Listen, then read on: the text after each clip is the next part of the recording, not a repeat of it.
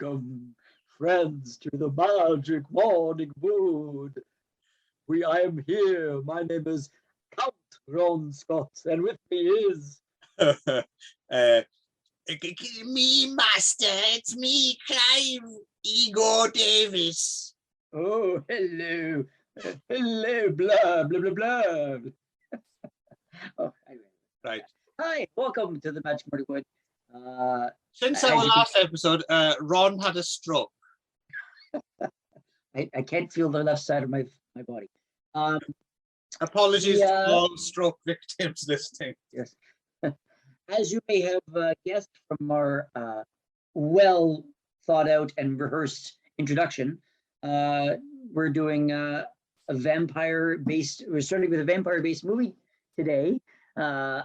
So going off of our algorithm from last time, which my choice was Kronos, Guillermo del Toro's Kronos, and in that movie, there's quite a famous scene, I guess. Is that fair to say it was a famous scene? Yeah. That where the old man main character kind of gets down on the floor of a public bathroom and licks, blood off of the floor from a guy who's had a nosebleed, and you mentioned in that episode that it was kind of a aping another scene that had happened in a movie previously to that, right? In another movie. And so I didn't know that movie. And I asked you about it, and you said that it was Blood for Dracula from the 73. Huh? 73. 73. Okay, great. So I thought, okay, well, I've never seen that one, so why don't we do that one? And then you also mentioned that it was I guess just a spoiler that it was also made simultaneously with Flesh for Frankenstein. Back to back, right? Back to back. Yeah, so apparently they finished shooting. The story goes they finished shooting Blood for Dracula, like 11 or something, 11 a.m. broke for lunch, and then came back and started filming. Flesh. They finished Flesh and then started work on Blood for Dracula after lunch. Oh, really? Okay. Yeah. But I think I heard that Udo von Kier had lost like a bunch of weight for Blood for Dracula. So how did he do that if he was still doing Fresh Frankenstein? I don't know. Either it's a story that sounds good but isn't strictly true, right? Or Udo, maybe they filmed around him for the first few days or something. And I see. Yeah. Okay. Yeah, the story is that apparently in this one that he lost like 20 pounds in a week or something. Right. That's why, and like when he first started filming this movie, he couldn't stand. Yeah. So it's doable. Yeah. I mean, what's that? 20 pounds, that's 10 kilos, right? Yeah, just starve yourself basically. Yeah, right? you can lose 10 kilos in a week. It's possible. Yeah, but it's not particularly healthy anyway. So so Blood for Dracula. It's let's see, directed and written by Paul Morrissey, and starring our good friend Udo Kier. Yes, our pal Udo. Our pal Udo, good old Ood, as I like to call him. Yes, yeah. He doesn't like it when you call him that, though. He lets me call him that. So. And then also featuring the great Joe D'Alessandro. Mm-hmm. Yeah, and as well as several other people. I don't know anyone. Arno Jürgen. Yeah, Jürgen.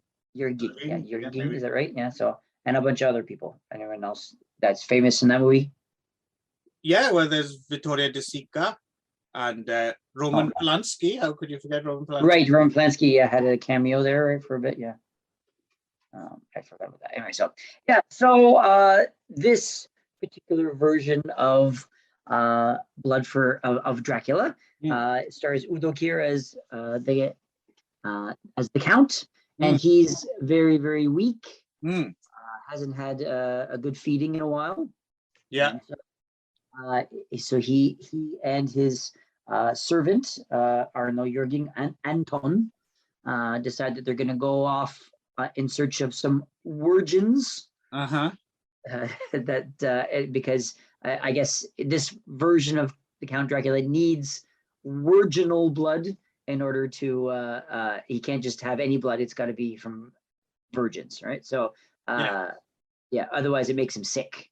So this version, Udokia's version of Dracula, seems to be, apart from the virgin blood, is also vegetarian as well, right? And so they have to move from Transylvania to Italy because it's Catholic, so that's where all the virgins are, I guess. Right. Yeah. I guess so. Yeah. So yeah, they're off in search of virgins, but they can't stay in Transylvania because I guess there are no virgins left in Transylvania, I guess. So they had to go all the way to Italy to find any. And then they're in some inn of some sort. And Anton kind of overhears about this family that has 4 daughters and that they're all kind of looking to get married and stuff. And so they hook up and try to get in with this family to see if maybe one of them would become like him. And he expects that they're all virgins. They're supposed to be virginal. And so then I thought that would be a good feeding ground for his master. However, of course, they get there only to find that most of them have been defiled by the farmhand, Joe D'Alessandro, and who's sort of the hot, sexy, helper around the. Well, he's the handyman, isn't he? Handyman, yeah. He's the farmhand in Flesh for Frankenstein. Right. Well, he's around. Yeah. He does grunt work of some kind, right? And he's sort of deflowered and defiled. I guess the idea is 2 of the 4 daughters, the 2 middle ones, I guess, right?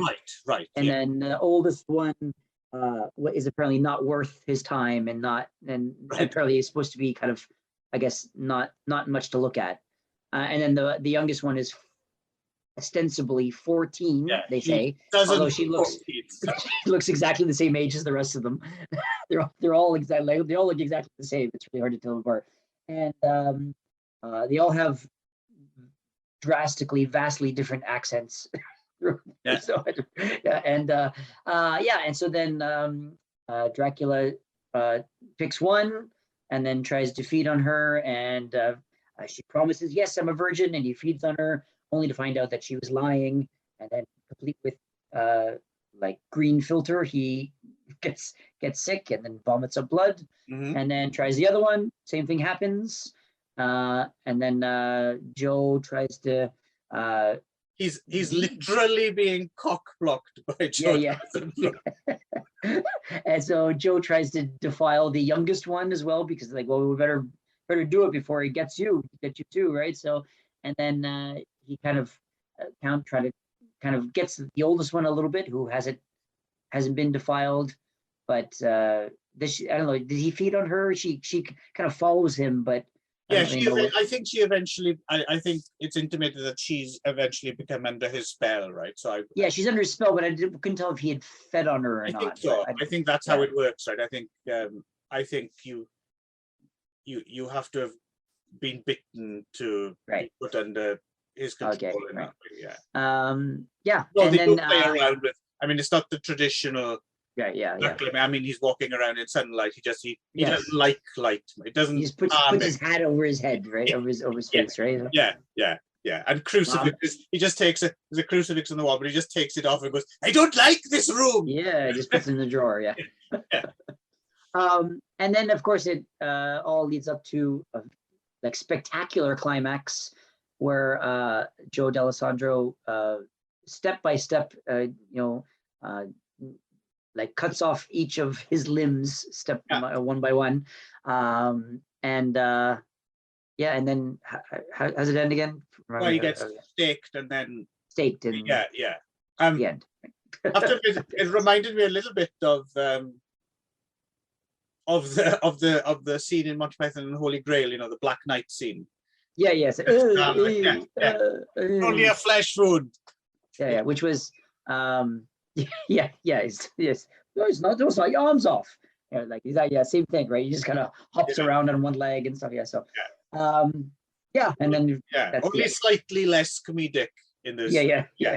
I don't think it was meant. Was it meant to be comedic? Oh, I think we'll get into it. But I think Paul Morrissey pretty much knows what he's doing. I don't know if you had a chance to listen to his commentary track. No, I didn't know. Okay.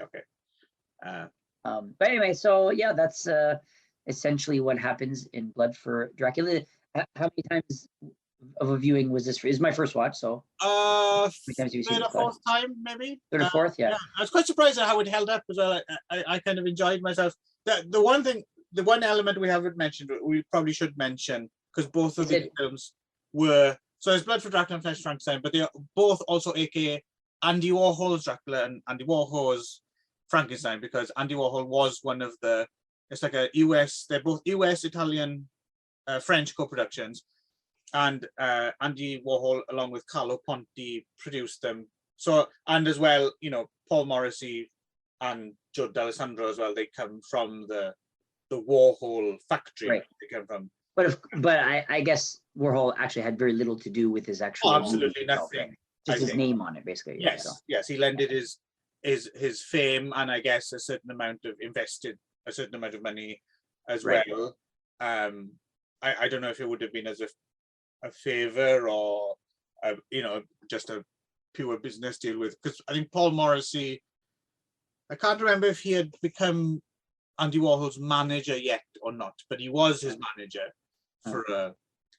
for a while. But it's interesting, we talked, Paul Morrissey, me and Nick, on the Film Crack YouTube video series we do. We talked about his film 40 Deuce, and we talked a little bit about Paul Morrissey there. And he seems to have got more and more cantankerous the older he gets, and as we all do. Yes, and he, as the major bone of contention he has nowadays is that he was like some sort of protege of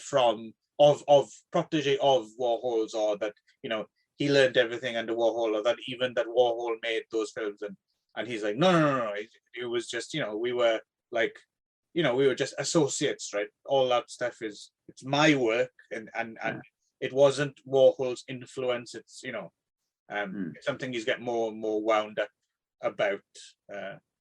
Well, I can kind of understand that if you had kind of done all this work, and regardless of who kind of taught it to you or whatever, I mean, you at some point you want to have some sort of ownership of it, and yes. and have some sort of validation that yes, you made this. But if everyone's saying, oh well, it was Warhol's, it goes, no, it wasn't. I did it, right? So I can understand how you probably that would get you going after a while. Especially since as well, because I think I'm a very big Paul Morrissey fan, and I've always thought he probably deserves. I mean, he does have a certain cult reputation, but I've always thought he does deserve a little bit more fame than he kind of. I think he should probably be almost as well known as like John Waters or someone like that too. So anyway, yes, you did. We'll get to little bits and pieces. And also one other thing, would it be fair to say that? I mean, you're more of an expert on this than I am in terms of this categorization, but would it be fair to say this would be considered a soft core? Oh, well, it's a good question. Yes, I suppose it does. I mean, I often forget about these things, and especially when it was new, certainly there would have been much more sex in it than would have been the norm in a horror film. Plus, it's very blasé. There's a lot of full frontal and and it was an exit. Although no full frontal for Joe not until Flesh, or not in Flesh he did full frontal, but not in this one apparently. I saw. Oh, okay. Yeah. I mean, that could have. I don't know if that was a deliberate, or if it just Mr. Happy didn't happen to make an appearance, or there did seem to be a lot of sort of well-placed legs, and he just sort of laying in exactly the right way that kind of hid it. Could be. I don't know. Someone might have had a word with Paul, like, "Hey, can we have less Mr. Happy in this version so we might be able to tell it?" Right. Yeah, because Joe D'Alessandro is the king of male nudity, right? At this time, right.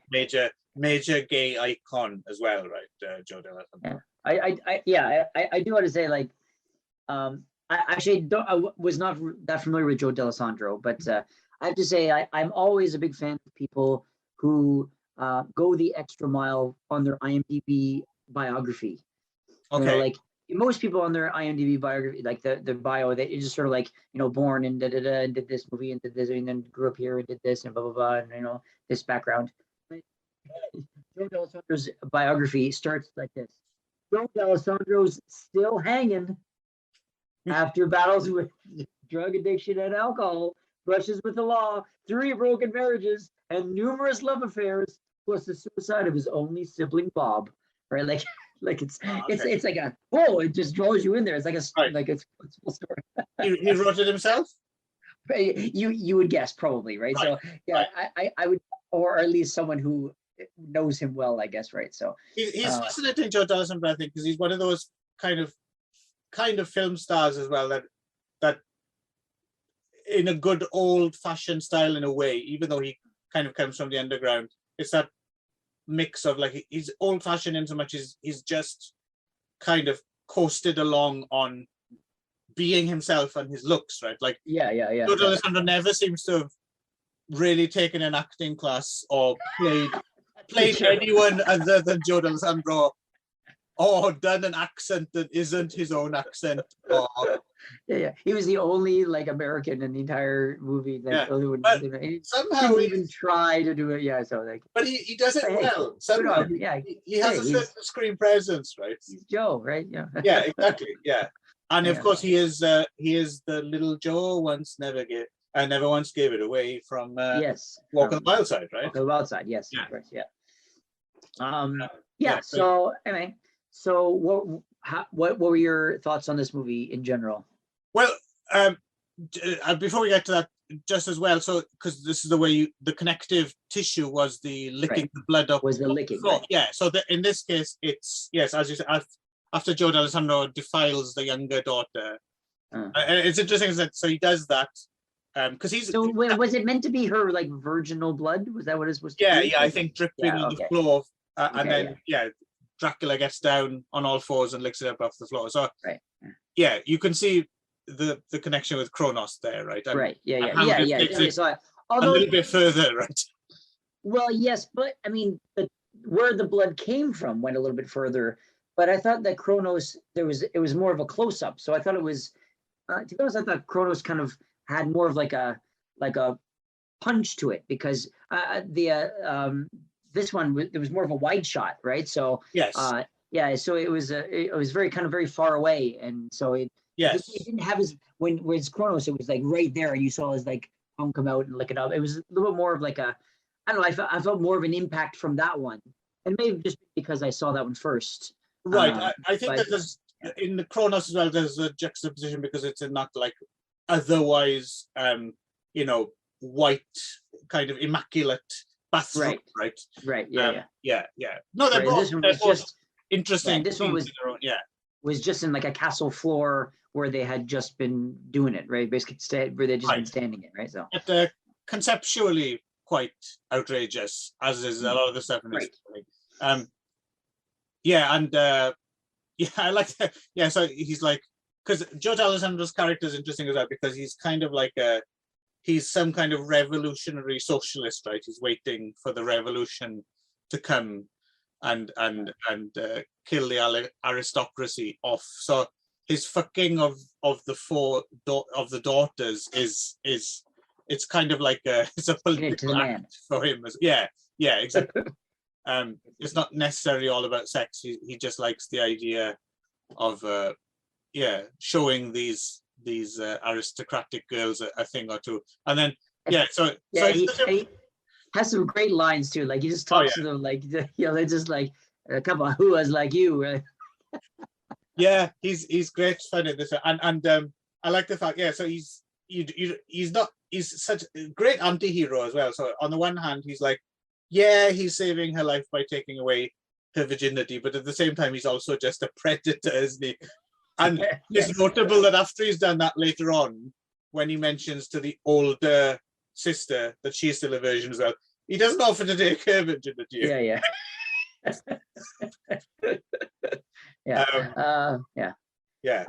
So it was at least from my point of view, it was first watch for me. So it was I mean, there was some really good fun in there. to be honest, it was a little too long, and there was A little bit, so yeah. much talking. I was like, come on, let's get to the good stuff, right? There's a lot of talking. I could have done with less like exposition talking scenes. But but I like the talking though, just because it's. I mean, well, any scene with Udo Kier is great. His Dracula, I really like. Although, yeah, I mean, I will defend Udo Kier to the end of the earth. I think Udo Kier is great. I mean, and I'm really curious.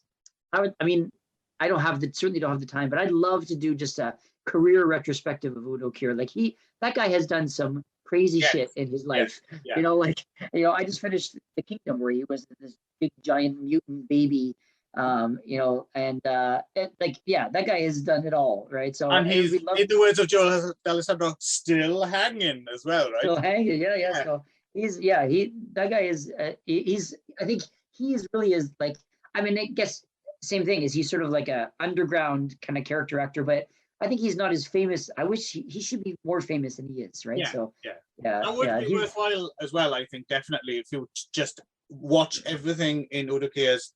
Yeah. Just go like at the beginning and watch him. I looked, he's like 245 things on his filmography. It would just take forever, but it would be interesting to see his unexpected places as well, right? Because I keep forgetting he's in Barbed Wire. Oh yeah, Pamela Anderson. Yeah.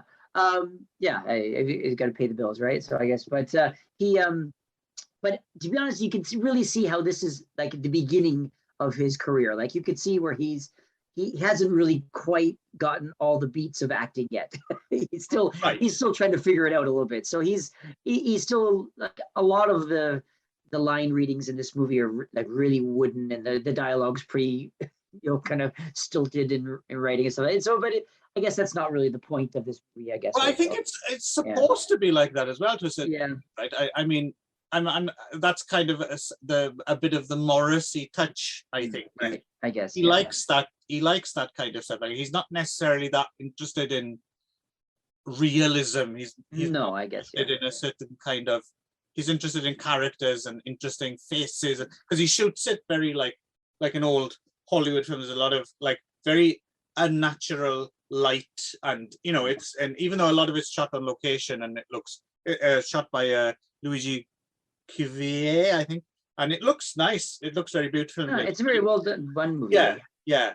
But it's he's clearly not someone, because that's the thing that's interesting about him, I think, as well, is because he comes from this underground tradition, and that's what and I think everyone assumes that people coming from that world are almost automatically in opposition with a more classical Hollywood style or something like that. But no, not at all. Paul Morrissey isn't that way at all. In fact, the thing about Paul Morrissey is he's really old-fashioned as well in some ways. Like he's a real kind of card-carrying traditionalist Republican who thinks, the modern world has been going down the toilet since the 1920s, and he's very anti-libertarian and thinks we should all go back to old-fashioned manners and morals and ways of doing things. And I mean, I'm not sure how much of that is kind of somewhat tongue-in-cheek, and I think he likes to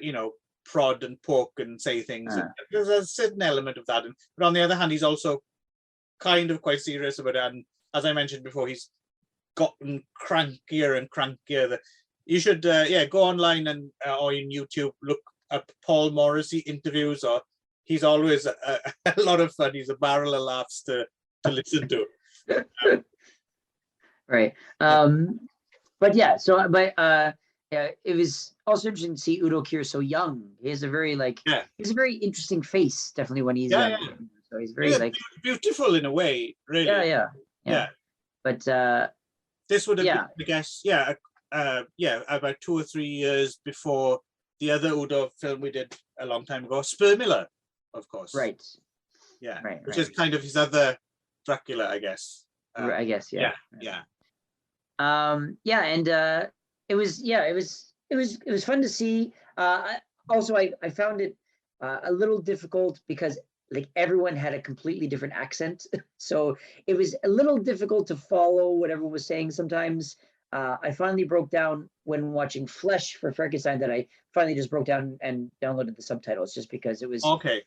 yeah, I wish I'd done it for this one too, because it was, when everyone has the same accent, you can kind of fall into like a pattern and you can kind of get a feel for what it sounds like, but everyone was completely different. So it was like, Right. you had to kind of readjust how you're listening every single time anyone speaks. So it was, yeah, it was a little difficult to follow, but again, the dialogue really wasn't the point that much, so which is kind of why I wish there was a little bit less of it and a little bit more, action, I guess. Yeah, I don't mind the talk, like I said, because a lot of it is so camp and theatrical, and like there's some scenes that are just hilarious, like when, again, even though it is from a traditional point of view or like tonally all over the place, it's so entertaining. Like the scene where Udaki is trying to get to the bottom of whether one of the girls are virgin or not. And, well, how come you have lived all this time, beautiful girl like you, and you've never been? And he's so serious.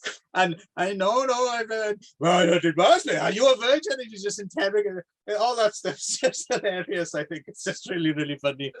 It's just like a rollicking kind of good time. It's it's just I think it's just fun, and very like very adult. I like the fact that it's like, it's all kind of turned up. It's all very full-blooded, like this unapologetically kind of sleazy, and yeah.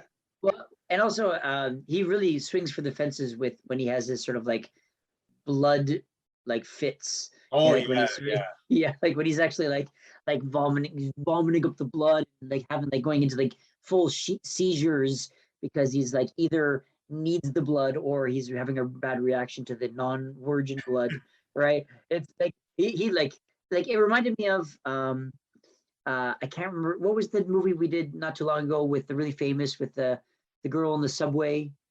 Possession. Possession, yeah. It reminded me a lot of Possession, like the girl in Possession when she does the subway thing where she's having this sort of, yeah, that would be interesting. Isabella Rossellini Udokie act off. Yeah, it was swinging for the fences, but hey, it was entertaining. Yeah, but it was I wish this one was maybe 15 minutes shorter, but other than that, yes, I think you might be onto something there. It didn't bother me, but yes, it's interesting because Flesh Frankenstein is about 90 minutes and this is about 105, isn't it? So, and I think, I agree. They should probably both be about the same.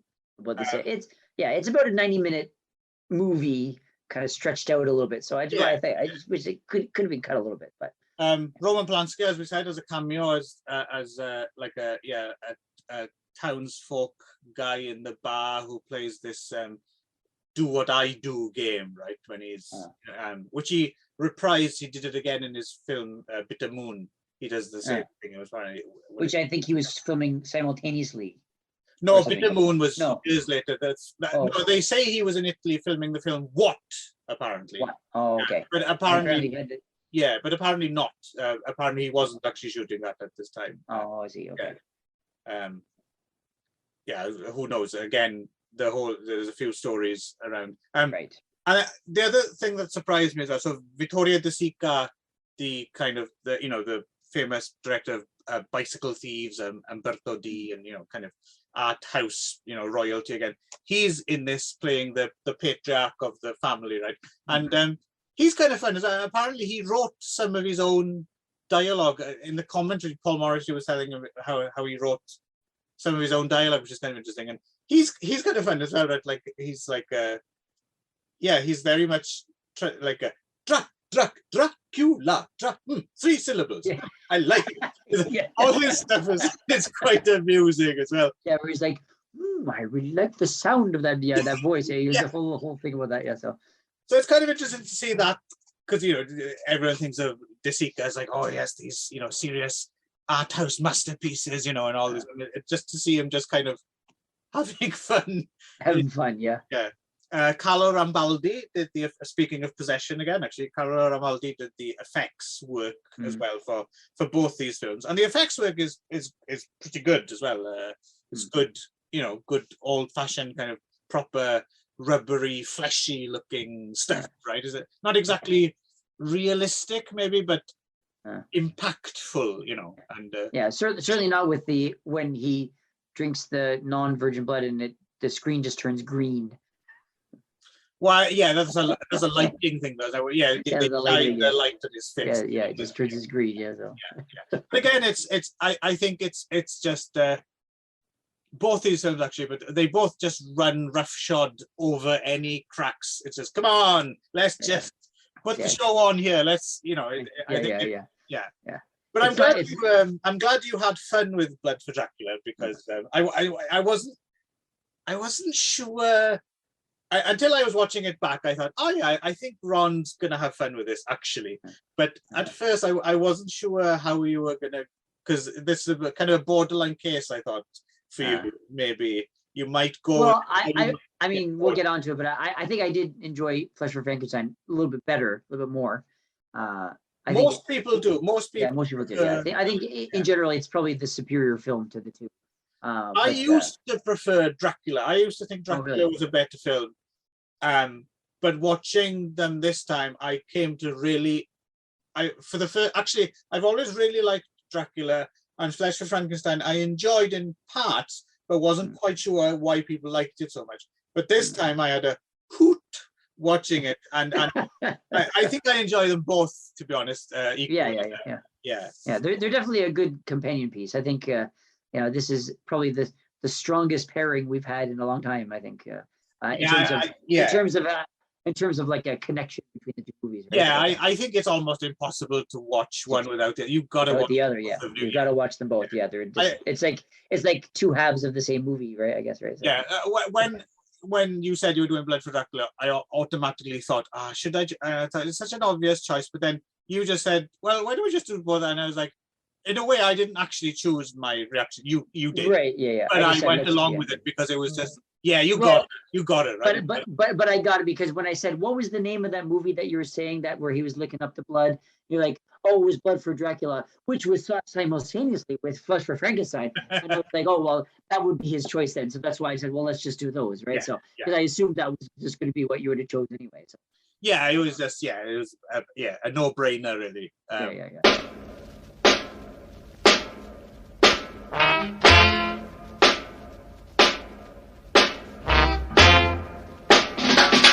One rainy night, as I was walking on the beach, I met a girl. Believe me, folks, she was fabulous. I held her hands, she held mine too. She smiled at me. Believe me, folks, she was a Dracula. So beware, my friends, for she's pretty smart. She has a face like an angel, and eyes like blazing fire. Her teeth is gruesome, ready to slick your veins. Do not fall in love for that girl. She is a Dracula.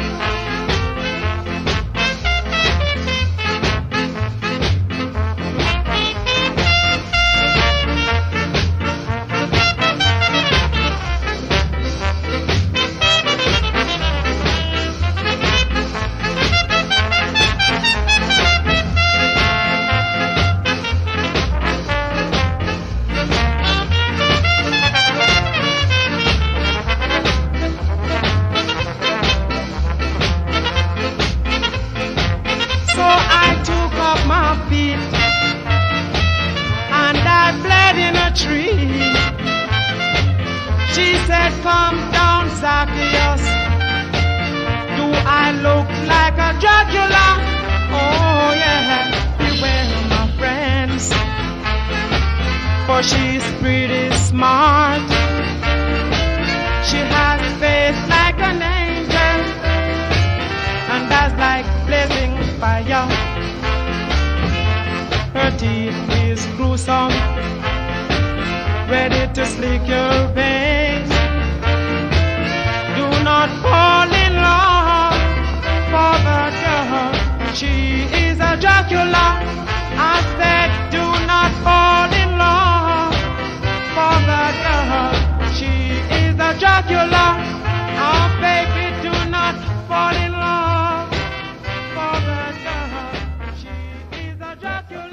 should we go into? Sure. I mean, that's a good time to Yeah. segue, I guess. So I should mention as well, while we're talking about urban myths, and the thing we should dispel about both these films as well is for years and years and years people said, oh, that it was co-directed, or parts were directed by this director called Antonio Margheriti, who has his own cult following in a different way from making things like Cannibal Apocalypse and movies like that. But he didn't direct anything. Apparently it was just if you put his name on the Italian prints of the film, then they got tax breaks or something like that. But Antonio Margheriti did not direct. He might have been about, as some people say, he was around doing second unit. Udo Kier said that he was adamant, saying that he did not direct anything. At this No, point. no, it's all Paul Morrissey. So Blood for Dracula was the second of the two.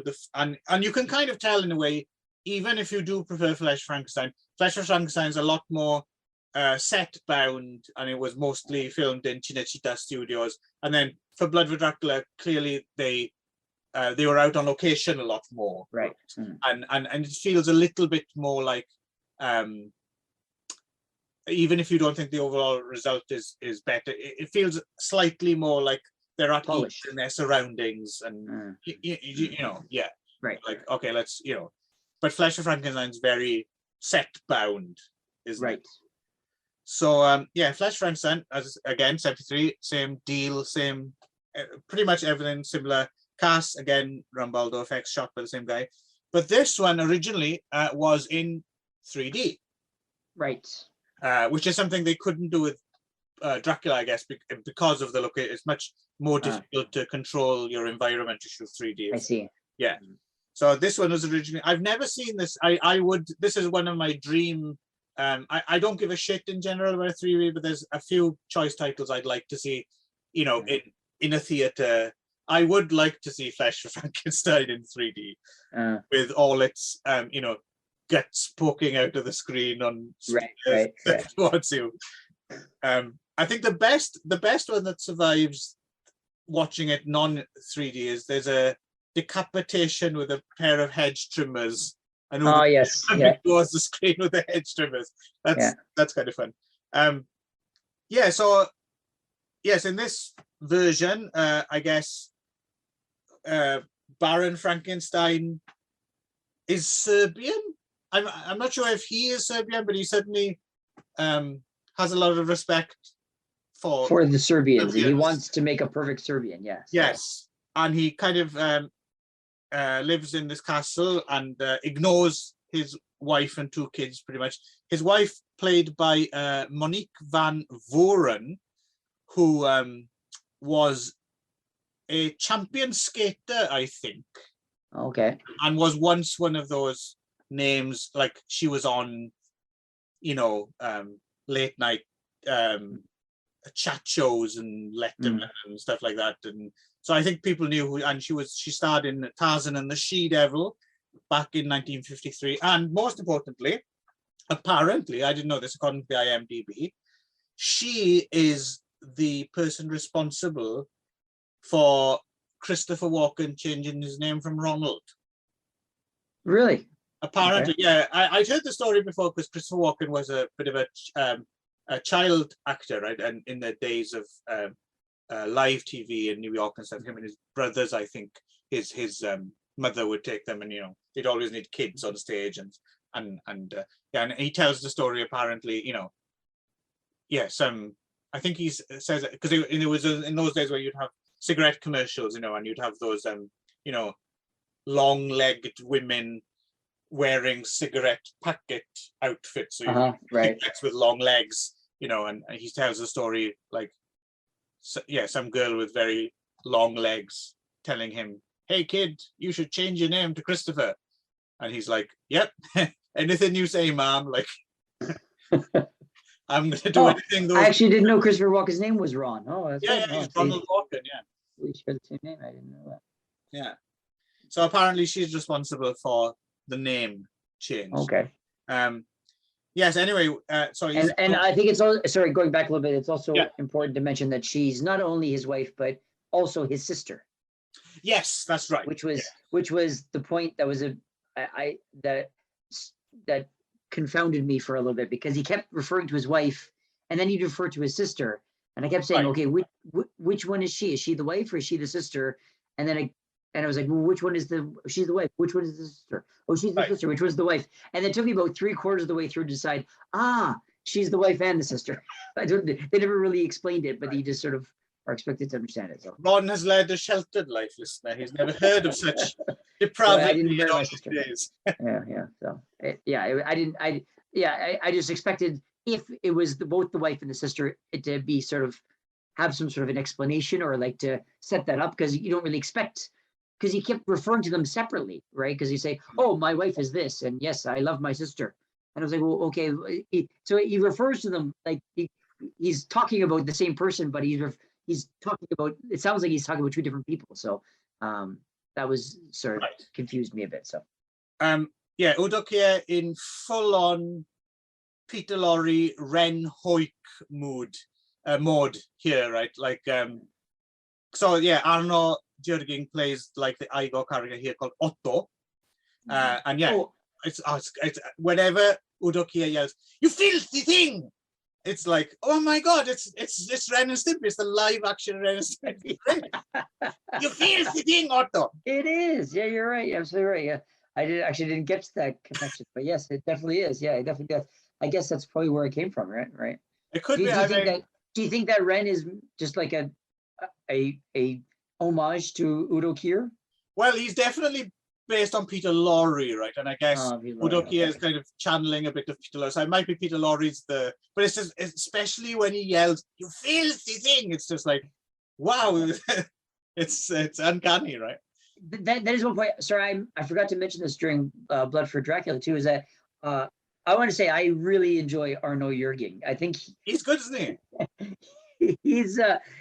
He doesn't do that much, but he's such an expressive face. Like he's just like I don't know. I thought he was hilarious. Just what every time he was on screen, I just thought it was he's good, especially in this one, I think, isn't he? He's he's not in much. I looked him up on the IMDb. He only has like 10 films or something to his credit. Yeah, he didn't do too much after this, but he has these crazy eyes and like he's quite entertaining to watch. Both of these movies, I thought so.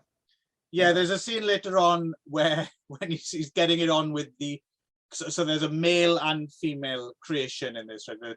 He takes the adhesive tape off her vagina and just looks at it and then sticks his tongue. Or when he's like, is she the maid or something like that, where he's just following her, he's just running after her and he's like just like following her, like trying to tongue in the air. He's distantly, I'm wondering, because it would have been made just after this, he's distantly related to Marty Feldman's take on Igor in Frankenstein. Oh, yeah. Okay, yeah. They'd make an interesting pair. He's just like he's fun to watch. Yeah. Yes. So obviously, Baron and Otto are down in their laboratory trying to make a master race. So they have a female monster, as played by Dalila Di Lizarro, who isn't difficult to look at all, even though she's covered in stitches. You know, and in the most famous part of the film, Frankenstein himself gets overcome with lust and fucks her in the gallbladder. The most famous line in the film: "To no death, Otto, you must fuck life in the gallbladder." The gallbladder. Which is such a great, but apparently he fucked it up. It's a fluff. It's the wrong way around. Apparently he was supposed to say, "To know life, Otto, you must fuck death in the gallbladder." But it's just, it's such a nonsense line. It doesn't really matter, right? But it's a great piece of dialogue. Yes, and so Joe D'Alessandro comes into the picture because Joe D'Alessandro is a farmer, and he has a friend as played by Srđan Zelenović, I guess, who wants to leave and become a monk, right? Right. And he ends up, as we mentioned, getting his head sliced off with a pair of hedge trimmers. Well, I think it's important to mention. So, I mean, first of all, we got to go back to what is the point? Like, what is he trying to do? Usually, like in the Frankenstein story, usually, Victor Frankenstein, or in this case, Baron Frankenstein, is trying to make a monster. He's trying to make life. He's a scientist, right? But in this one, he's more of like he's trying to create. I didn't really get a master race. He's he's sort of like a Nazi of some kind of idea. But he's trying to piece together dead bodies to make a perfect couple. Who will then make perfect children. Yes, but master race. But it's such a strange way of going about that. That's such again, it's the Paul Morrissey take on a standard, right? It's really like I was like, wait, what is he trying to do? I'm sure there's easier ways to do that, right? So I don't know, but anyway, it's a very funny scene as well, because Monique Van Voren as well is takes a shine to Joe D'Alessandro when he eventually enters the castle as a servant, right? Because he's looking around for his friend who's had his head cut off and made into this monster, and they have a dinner party, right, where the two monsters are like invited in to sit there. It's all great, kind of turned up to 11 camp fun, right? Everyone's kind of snarling and sniping, and no one delivers like a regular line delivery. It's So what I was going to mention is that, of course, in the traditional Frankenstein stories, that the idea is that Igor goes and gets the wrong brain, right? He's supposed to get, he gets like the serial killer brain or whatever, or that's the idea. Right. That's why the monster goes bad, because he's supposed to get the smart guy brain, but he got the dumb guy brain. Right. And then that's why the monster doesn't work, right? So, but in this one, the idea is that the mix-up is not the wrong brain, but the wrong libido. Yes, exactly. Right. So it's they go and I guess Frankenstein is in on it. The both of them go to this brothel trying to find the person with the perfect libido. Yes. Right? And who is of course Joe D'Alessandro. Which would have been Joe D'Alessandro because of course he's in there with two girls, whatever. But he takes his friend who wants to be a monk and has like no libido at all. Right. And it's also kind of sort of implied once in a while that maybe he's actually gay because he's like watching his. Because I don't know, when he was sitting in the brothel and he was just sitting there and the one hooker is trying to like come on to him and he's like watching Joe D'Alessandro's ass going at right. So I thought maybe it was implied that he's actually gay and that's why he's not interested in it. So but anyway, so the point is that he's not interested in sex and certainly not with women. And so then he kind of comes out and then the girls come out with him.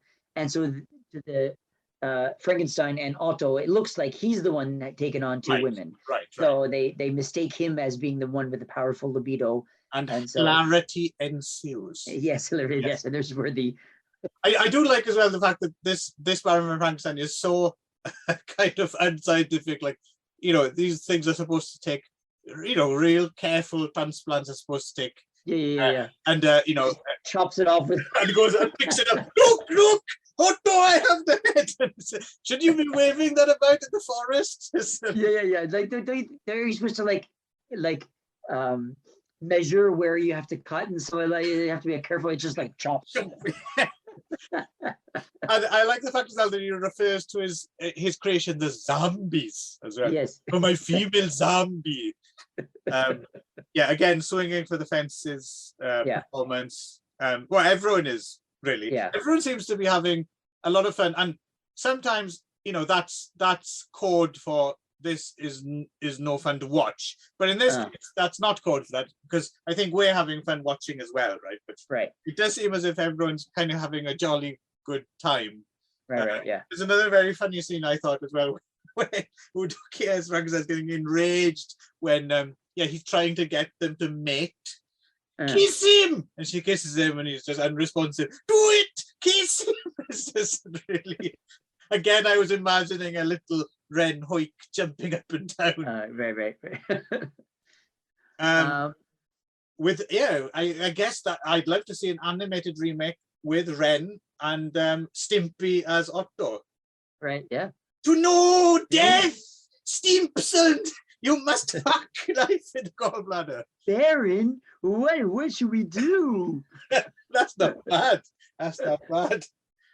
Apparently, his voice is Larry Fine from the Three Stooges. Apparently. Oh, okay, yeah. So,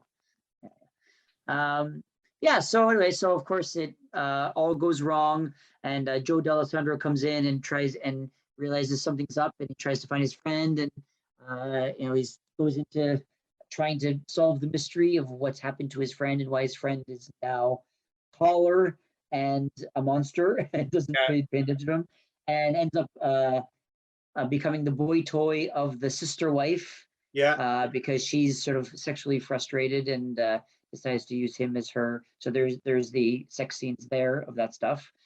And and then everyone tries to get it. And at one point, Frankenstein kind of comes by putting his hands inside the monster, just puts it in, then just sort of like feeling her guts, and then just uses that, and then that's before he orgasms. Gallbladder, right? Right, yeah.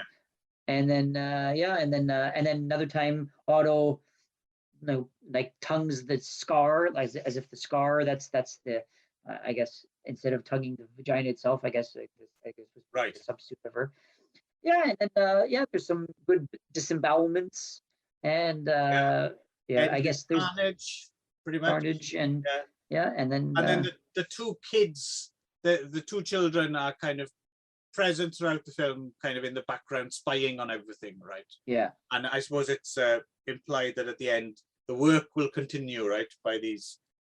Well, yeah, it's sort of unclear, I guess, right? That I mean, at the very end, Joe D'Alessandro is still strung up, and sort of what is it like? Frankenstein kind of kills himself at the end, right? Because he's sort of or the was it right? Well, no, it's the monster rams like a spear through him, and his kidney or something comes out on the end of the spear. And I suppose that's another great 3D moment, right? If you saw it. No, and then the monster kills himself, right? So yes, by ripping his own intestine. Ripping his own, kind of disemboweling himself. And I just kept wondering why Joe didn't say, wait, like let me down before you do that. Like because he's just sort of stuck there. And then the kids come in, they pick up scalpels and they kind of look at him, and then it kind of ends there. But I got what you said too, which is sort of like the work will continue. Right. But there's also, I read on Wikipedia, it also says that maybe it's unclear that maybe they're just going to cut him down. Right. So I don't know, because you get that shot of there's something, I don't know what it is. Is it like there's some like lungs or something that are splayed out like in a display, and they glow and they seem to, like speak to the children or something. It's almost psychic moment. Or really, I like to think that these two little fucked up kids are just going to carry on doing and doing the same thing, right? But that's Flesh for Frankenstein. Yeah. So what was it? I'm kind of curious. What was it that gave this the slight edge for you over Dracula, do you think? Well, as I said, I think that I found a lot of like the dialogue in Dracula just a bit tiresome. Okay. It was just too much exposition, too much talking. This one just seemed to just clip along a little bit better. It was, shorter runtime. It had a little bit more action, a little bit more stuff happening.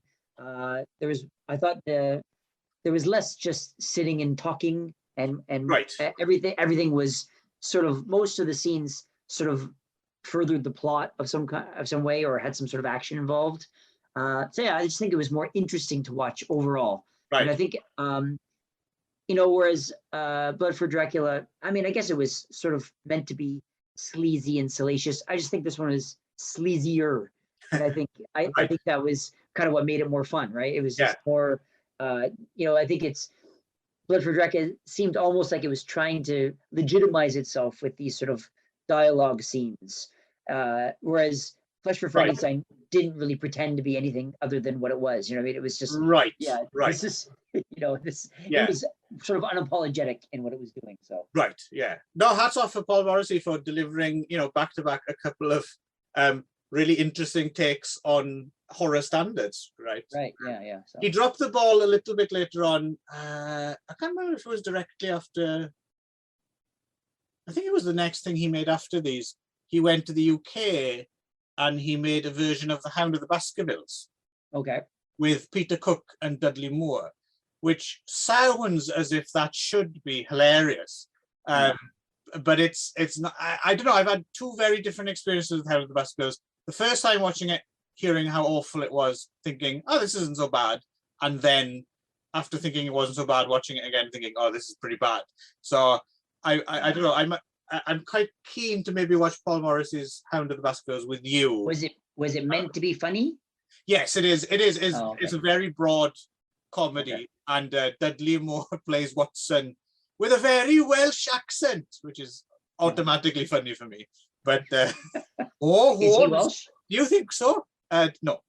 No. I don't know why he decided to play Watson. Yeah. Anyway.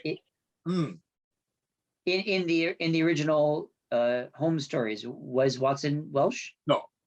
No. Okay. No, it's just a out of left field decision just to do him with a funny broad Welsh accent, which is one of the funnier things in the film. So Watson's pottering about in his apron and stuff. It's kind of it's an odd, weird film. Actually, I would quite like to talk about it with you sometime, because I think it's worth having a bit of a chat about.